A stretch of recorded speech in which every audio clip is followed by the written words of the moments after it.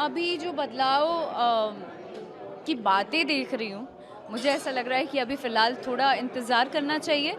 तो इस इंटरव्यू के द्वारा अक्षरा सिंह ने डायरेक्ट बोल दिया कि वो पवन सिंह के ही साथ रहने वाली है, उनका आखिरी फैसला। अगर ये वीडियो फुल देखते हैं आप तो पूरा समझ में आएगा कि क्या सीन हुआ है, अक्षरा सिंह क्यों इस लेकर के इस चीज़ को पवन सिंह के खिलाफ खड़ी हुई है, पवन सिंह से ही बोल रही हैं कि उनके साथ ही मैं रहूँगी।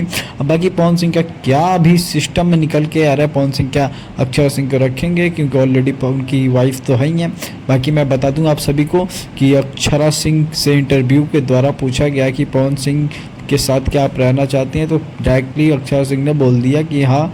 अक्षरा सिंह ने डायरेक्ट बोल दिया हाँ। और मैं बता दूं आप सभी को कि पवन सिंह जो है इस चीज़ से अभी तो कुछ पता नहीं चला है पवन सिंह की तरफ से कि क्या अपडेट आने वाला है। बाकी अक्षरा सिंह से जब पूछा गया तो अक्षरा सिंह ने डायरेक्ट बोल दिया कि हाँ, और बाकी जो है देखा जाएगा।